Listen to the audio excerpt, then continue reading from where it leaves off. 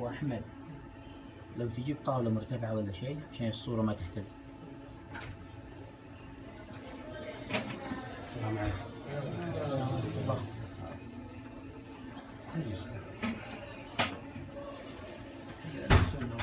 اسحب سي دي.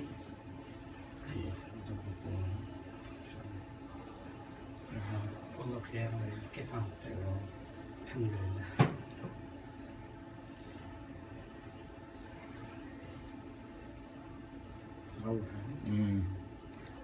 تك على السيارة؟ ايه خلاص الحين منتج الى الصفات يجيب لنا السيارات. اي تك اي سياره.